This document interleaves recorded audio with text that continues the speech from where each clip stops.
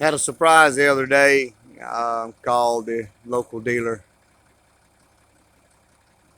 about a minor issue I was having with my New Holland 450 baler, and we discussed it. And then rings about an hour later, and he said, "Hey, I'm gonna bring you a baler. I want you to try."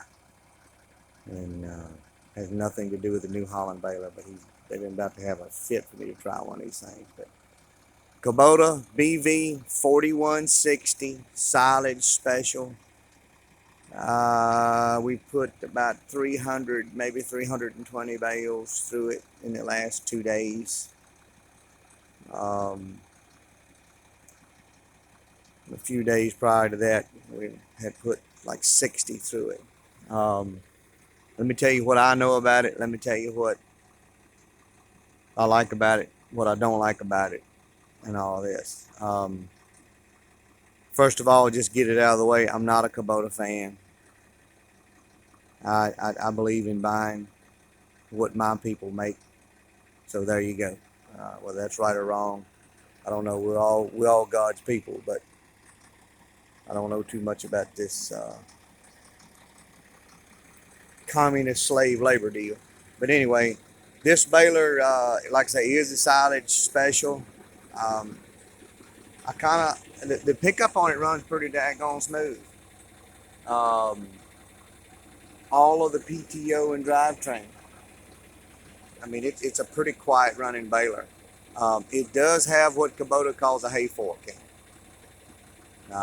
New Holland would call that a stuffer. We've gone to a rotor. If you've never run a rotor, I think you'll be happy with this. I mean, it's taken. We've baled dry hay with it. We have baled baleage with it. We put pretty good sized windrows, like you can see here, through it. Um, I have sheared a pin on the pickup, which we'll stay on that subject, and let me show you. That's in behind this cover. You take these out, just quarter turn screws. I don't know why they didn't put wing nut heads on them, but they don't. Butterfly heads, whatever.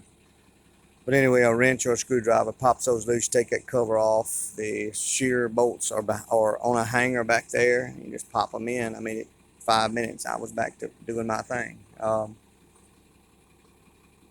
The baler does not have endless belts in it. They are laced belts. They appear to be pretty good, pretty robust. The bale kicker here seems to do okay, but you will see with these adverse conditions down through these hills and over there, it's way over down in the bottom and up and back. So we're really putting this through its paces in terms of terrain and in terms of different hay that it's baling. So, but this bale ramp, bale kicker, whatever here, seems to do okay. But the New Holland one comes out and turns up. So if the bale comes out and then rolls back to the baler, it will not run into the baler. And this one, I mean, I haven't had any issues with it tearing up the baler or anything like that, but it will not stop that bale from rolling back into you if you're dumping a bale going down the hill. Baler runs pretty darn quiet. I mean, I had some issues running it. This baler, when you let the gate down, you charge it. In other words, you hold the lever down for a split second, and then you flip it into float. Or this line here, you can hook to a case drain. Now, this particular tractor here is my father's tractor. He bought it to do multiple things, and he's only had it 2 or 3 weeks now. One of them was to bale hay, but that's certainly not its main chore.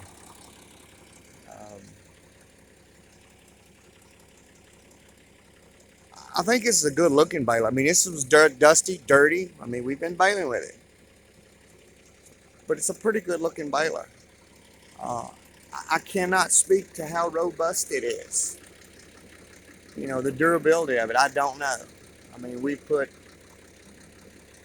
like I say, I don't know, 350 bales or so, something like that, through it.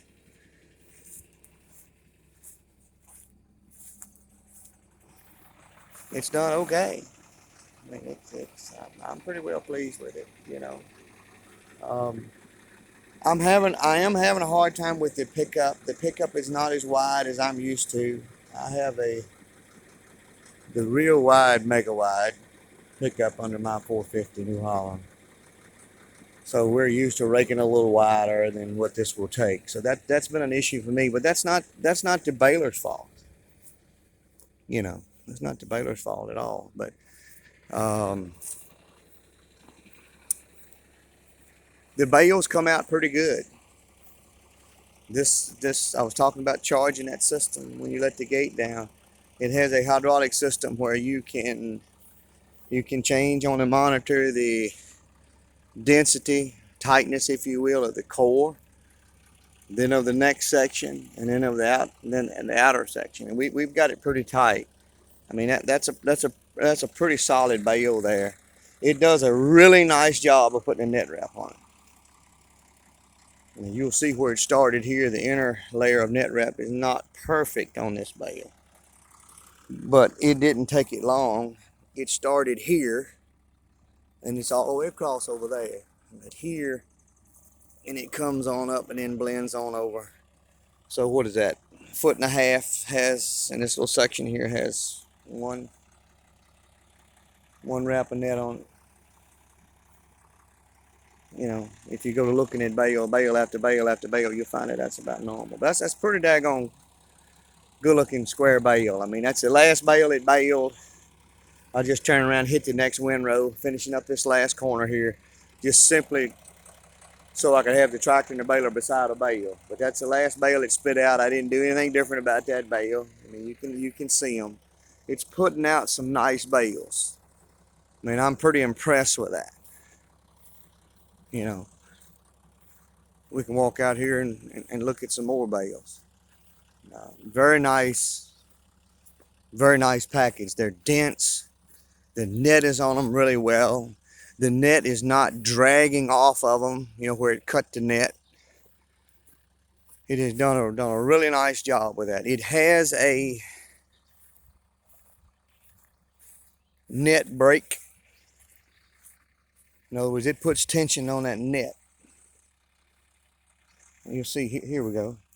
You'll see here where that, I mean, it's uniform and it lays down good. It doesn't have a tail stringing off of it. It's making some nice bales. I'm pretty pleased with it. I had a little problem charging the system and understanding how that worked. So I made about 30 bales that were not as dense as they should have been. And that was my fault. That was not the baler's fault. And I called my dealer and he got me straight. And he immediately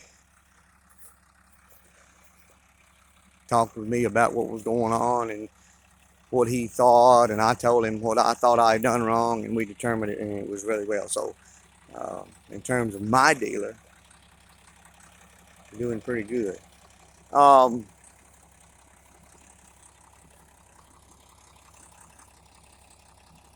You know, I told him when he sent this baler to me, I would not be purchasing this baler.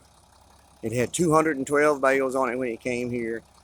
If I'm going to buy a baler, my preference is a baler with a rotor in it because I like that. I'm used to that. We bale a lot of wet hay with some huge windrows, and those two together, you got to have a really good outfit to bale it. So I like the rotor and I like the extra wide pickup. It's my understanding the roto chop, I don't know what Kubota calls it, but the roto chop style baler, in other words, a baler with the chopping knives in it. Their version of that has a much wider pickup in it and also has the rotor. And maybe I don't understand all the options there, but that's my understanding. So that may be something that we'll look at. It appears that I'm baling about 1,500 rolls a year. So it's time for me to do something. I only have one baler now, and that's a no-no. anytime you're relying on something you need to, because things are mechanical. And it's mechanical. You use it long enough, it's going to break, it's going to wear out. So that's my spiel on a Kubota BV4160 silage special.